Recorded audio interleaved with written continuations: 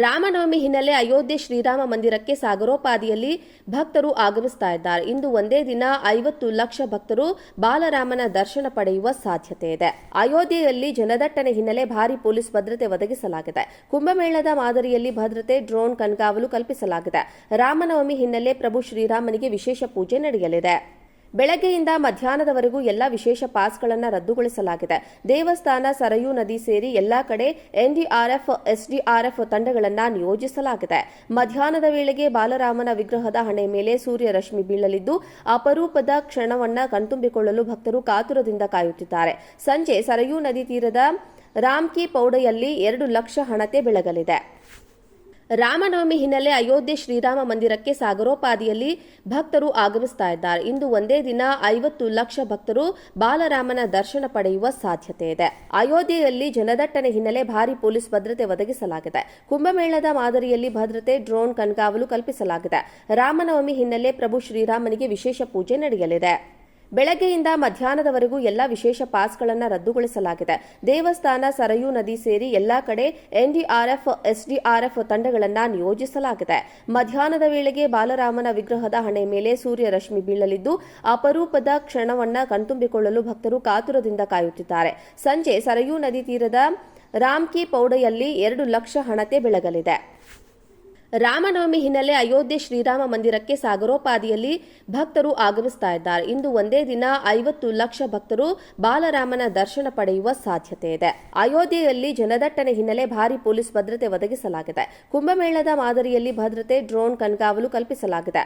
ರಾಮನವಮಿ ಹಿನ್ನೆಲೆ ಪ್ರಭು ಶ್ರೀರಾಮನಿಗೆ ವಿಶೇಷ ಪೂಜೆ ನಡೆಯಲಿದೆ. ಬೆಳಗ್ಗೆಯಿಂದ ಮಧ್ಯಾಹ್ನದವರೆಗೂ ಎಲ್ಲ ವಿಶೇಷ ಪಾಸ್ಗಳನ್ನು ರದ್ದುಗೊಳಿಸಲಾಗಿದೆ. ದೇವಸ್ಥಾನ, ಸರಯೂ ನದಿ ಸೇರಿ ಎಲ್ಲಾ ಕಡೆ ಎನ್ಡಿಆರ್ಎಫ್, ಎಸ್ಡಿಆರ್ಎಫ್ ತಂಡಗಳನ್ನು ನಿಯೋಜಿಸಲಾಗಿದೆ.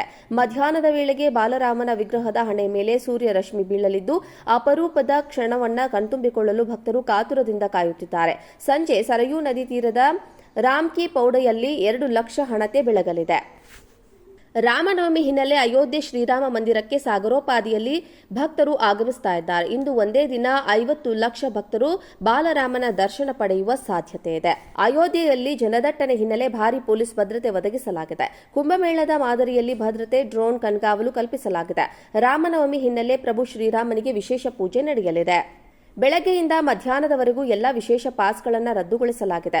ದೇವಸ್ಥಾನ, ಸರಯೂ ನದಿ ಸೇರಿ ಎಲ್ಲಾ ಕಡೆ ಎನ್ಡಿಆರ್ಎಫ್, ಎಸ್ಡಿಆರ್ಎಫ್ ತಂಡಗಳನ್ನು ನಿಯೋಜಿಸಲಾಗಿದೆ. ಮಧ್ಯಾಹ್ನದ ವೇಳೆಗೆ ಬಾಲರಾಮನ ವಿಗ್ರಹದ ಹಣೆ ಮೇಲೆ ಸೂರ್ಯ ರಶ್ಮಿ ಬೀಳಲಿದ್ದು, ಅಪರೂಪದ ಕ್ಷಣವನ್ನು ಕಣ್ತುಂಬಿಕೊಳ್ಳಲು ಭಕ್ತರು ಕಾತುರದಿಂದ ಕಾಯುತ್ತಿದ್ದಾರೆ. ಸಂಜೆ ಸರಯೂ ನದಿ ತೀರದ ರಾಮ್ಕಿ ಪೌಡೆಯಲ್ಲಿ 2 ಲಕ್ಷ ಹಣತೆ ಬೆಳಗಲಿದೆ.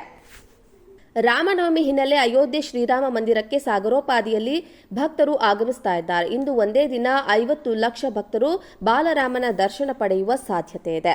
ಅಯೋಧ್ಯೆಯಲ್ಲಿ ಜನದಟ್ಟಣೆ ಹಿನ್ನೆಲೆ ಭಾರಿ ಪೊಲೀಸ್ ಭದ್ರತೆ ಒದಗಿಸಲಾಗಿದೆ. ಕುಂಭಮೇಳದ ಮಾದರಿಯಲ್ಲಿ ಭದ್ರತೆ, ಡ್ರೋನ್ ಕಣ್ಗಾವಲು ಕಲ್ಪಿಸಲಾಗಿದೆ. ರಾಮನವಮಿ ಹಿನ್ನೆಲೆ ಪ್ರಭು ಶ್ರೀರಾಮನಿಗೆ ವಿಶೇಷ ಪೂಜೆ ನಡೆಯಲಿದೆ. ಬೆಳಗ್ಗೆಯಿಂದ ಮಧ್ಯಾಹ್ನದವರೆಗೂ ಎಲ್ಲ ವಿಶೇಷ ಪಾಸ್ಗಳನ್ನು ರದ್ದುಗೊಳಿಸಲಾಗಿದೆ. ದೇವಸ್ಥಾನ, ಸರಯೂ ನದಿ ಸೇರಿ ಎಲ್ಲಾ ಕಡೆ ಎನ್ಡಿಆರ್ಎಫ್, ಎಸ್ಡಿಆರ್ಎಫ್ ತಂಡಗಳನ್ನು ನಿಯೋಜಿಸಲಾಗಿದೆ. ಮಧ್ಯಾಹ್ನದ ವೇಳೆಗೆ ಬಾಲರಾಮನ ವಿಗ್ರಹದ ಹಣೆ ಮೇಲೆ ಸೂರ್ಯ ರಶ್ಮಿ ಬೀಳಲಿದ್ದು, ಅಪರೂಪದ ಕ್ಷಣವನ್ನು ಕಣ್ತುಂಬಿಕೊಳ್ಳಲು ಭಕ್ತರು ಕಾತುರದಿಂದ ಕಾಯುತ್ತಿದ್ದಾರೆ. ಸಂಜೆ ಸರಯೂ ನದಿ ತೀರದ ರಾಮ್ಕಿ ಪೌಡೆಯಲ್ಲಿ 2 ಲಕ್ಷ ಹಣತೆ ಬೆಳಗಲಿದೆ.